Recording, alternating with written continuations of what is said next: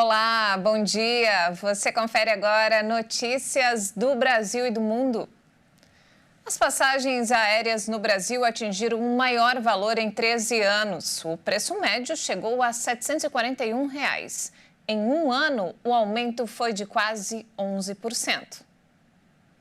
Segundo o Índice de Preços ao Consumidor Amplo, o aumento foi de 35,24% no período entre janeiro e novembro de 2023. A última pesquisa da ANAC, divulgada, aponta um preço médio de R$ 741,47 no mês de outubro. No mesmo mês do ano passado, o preço médio dos bilhetes era 10,8% menor, sendo vendido a R$ 669,12. Uma das causas desse aumento é a baixa oferta em um momento que a demanda é grande por causa das férias escolares e da estação quente, onde também aumenta a procura por destinos de praia. Um outro fator que contribui para essa elevação nos preços é a cotação do querosene, que apresenta uma variação de 29,35%.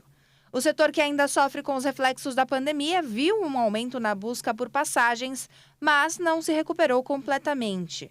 Com as passagens custando mais, o governo precisou encontrar uma alternativa.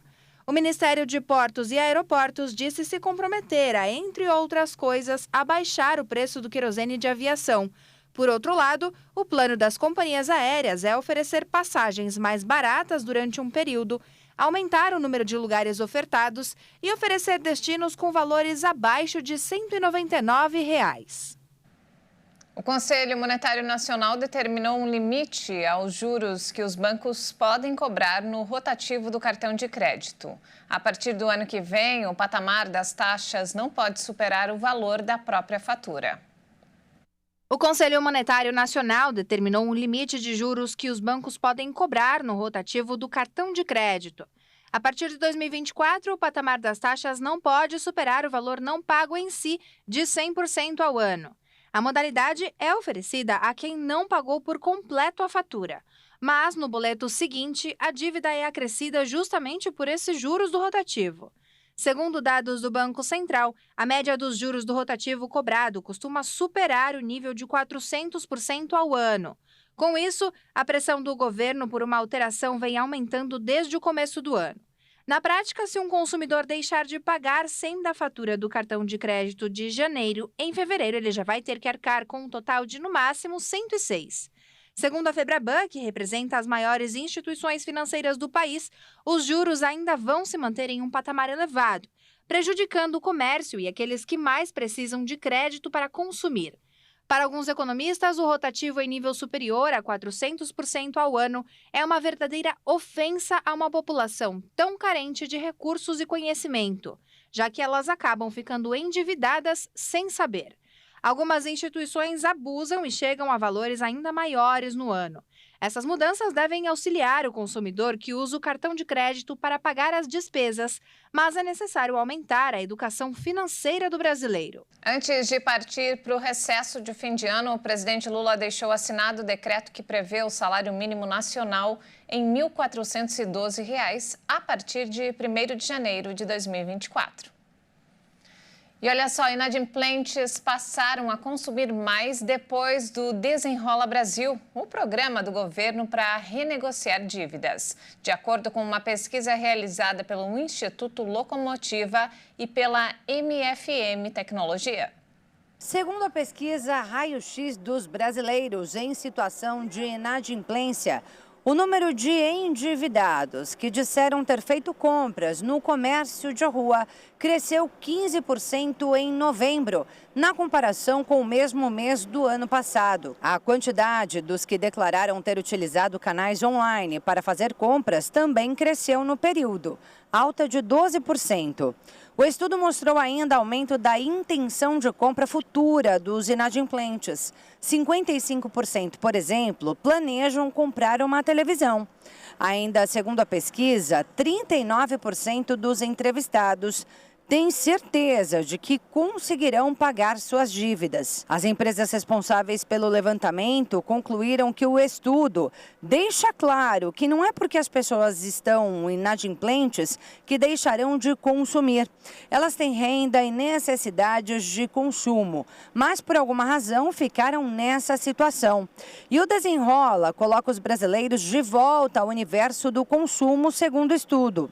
O dado mostra a importância que essas pessoas têm para a retomada do crescimento da economia, já que possuem um potencial gigantesco para fazer crescer o mercado consumidor. Mas o que será que os educadores financeiros pensam sobre isso? Eu conversei com um especialista que analisou o cenário. Acompanhe. Bom, se a gente olhar o cenário hoje no Brasil, o Desenrola Brasil veio, sem dúvida alguma, para fazer com que as pessoas saíssem da inadimplência e fossem para endividados alongados aí de pelo menos 5 anos.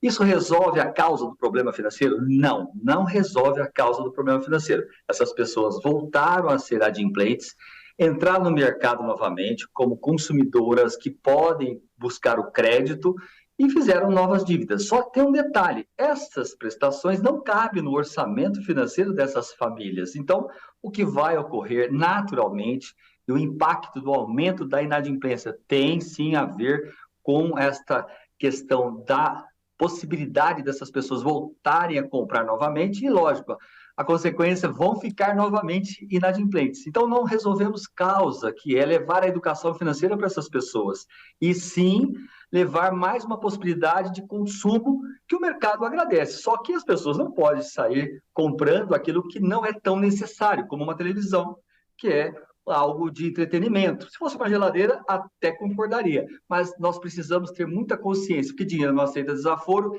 e temos um outro problema, a perda do poder aquisitivo dos brasileiros. Cada dia mais nós compramos menos com o mesmo dinheiro que comprávamos ontem.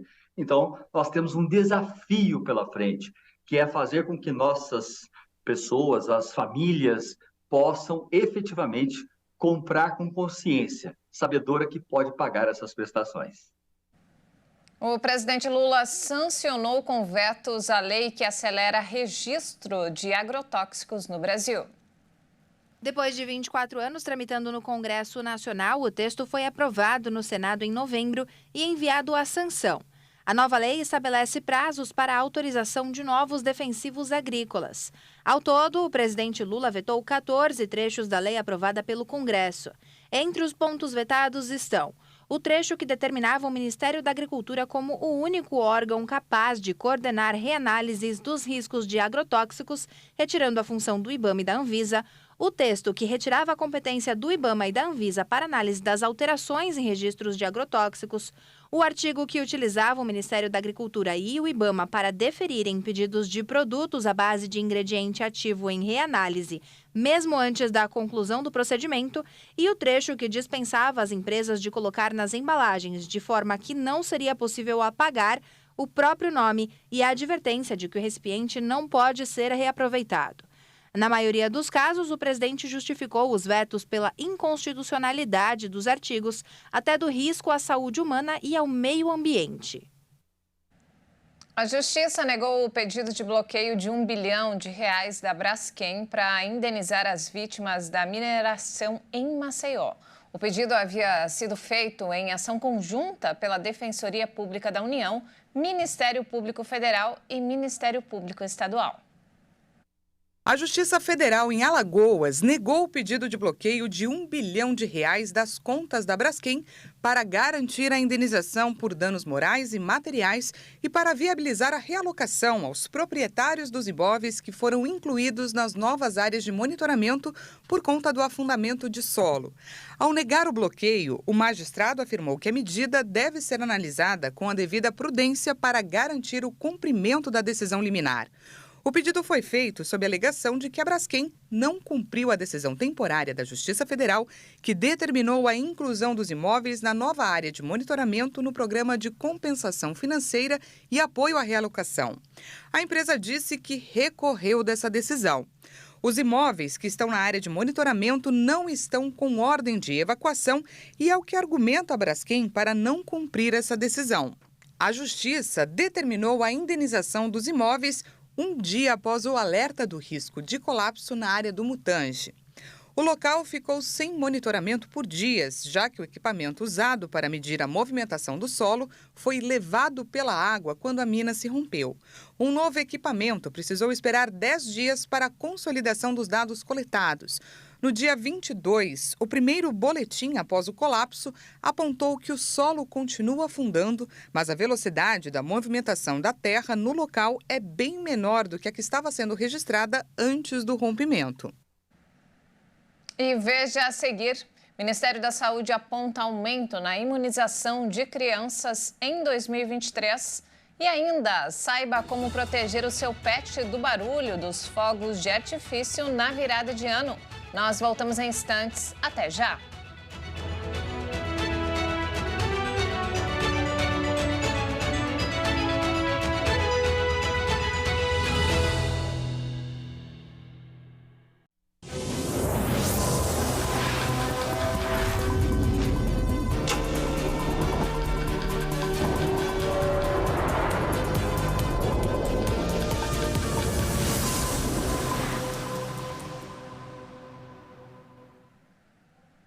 Nós estamos de volta com mais notícias do Brasil e do mundo. O Ministério da Saúde apontou um aumento na imunização de crianças neste ano. As altas foram registradas nas coberturas vacinais de 8 imunizantes do calendário infantil. Apesar do aumento nas coberturas vacinais infantis de janeiro a outubro de 2023, o percentual continua abaixo do desejado pelo governo federal.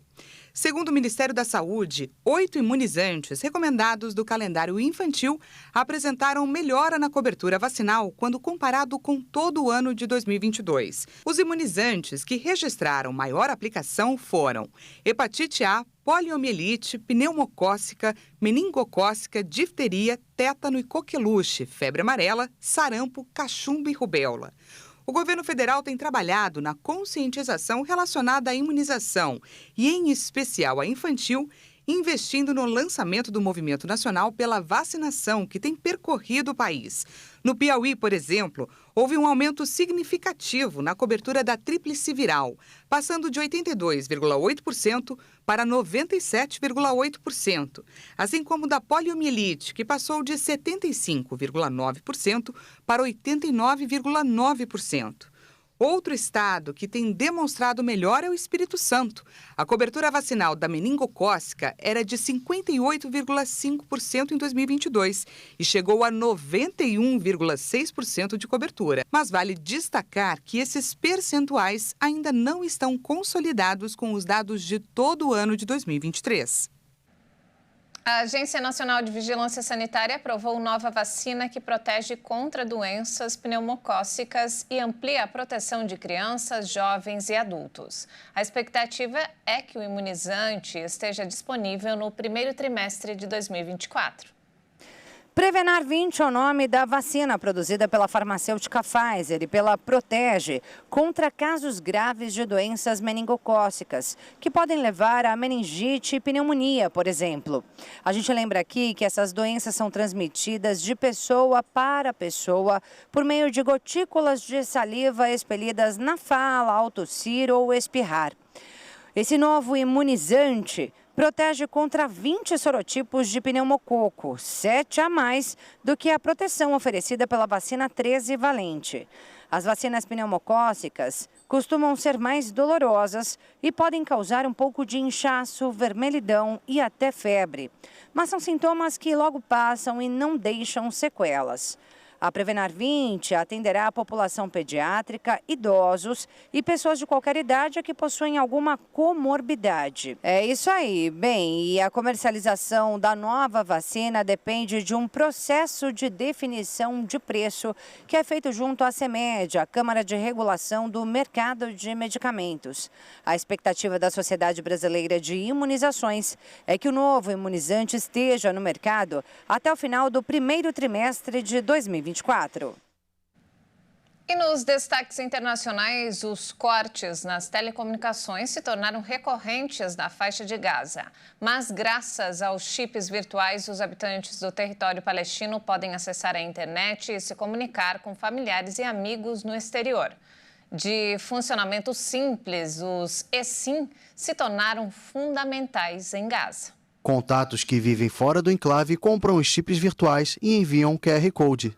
Para ativá-los, basta escanear o código com a câmera de um celular compatível com o sistema.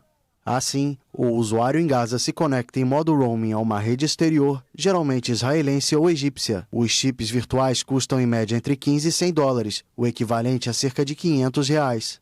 Mas utilizá-los nem sempre é uma tarefa tão simples, já que funcionam apenas em regiões de fronteira, muitas vezes em locais altos ou abertos.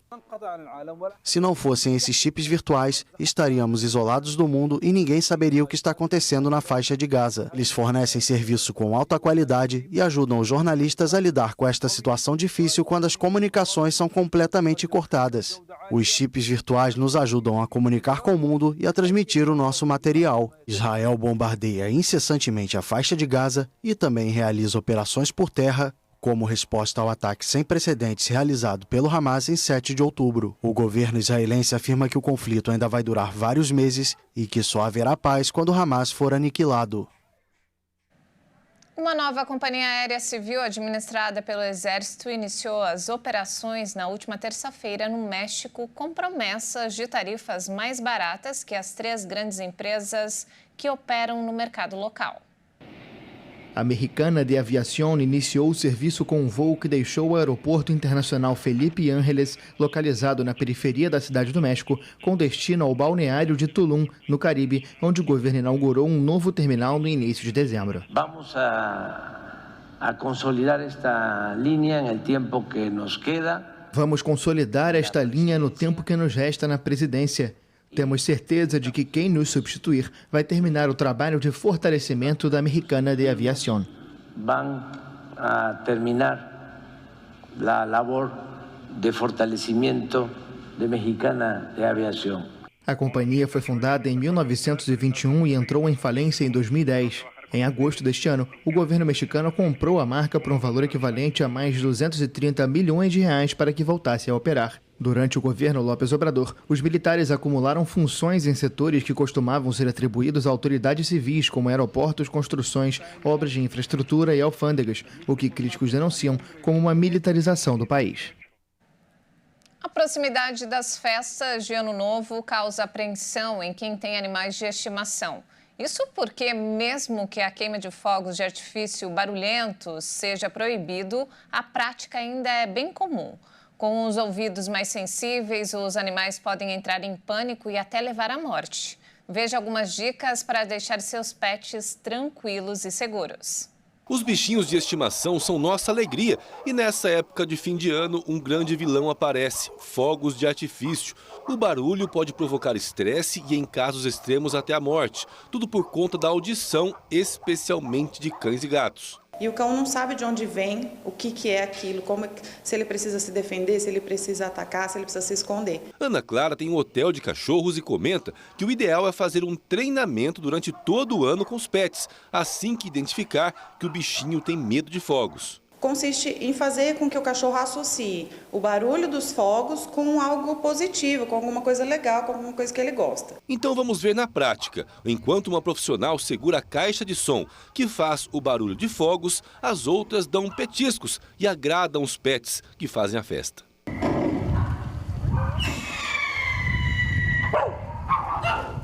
Mas é um trabalho a médio ou longo prazo. De última hora, o segredo é deixar o bichinho em ambiente tranquilo. Deixar uma toquinha, se ele quiser se esconder embaixo da cama, algum lugar que ele se sinta seguro, ou a caminha mesmo dele.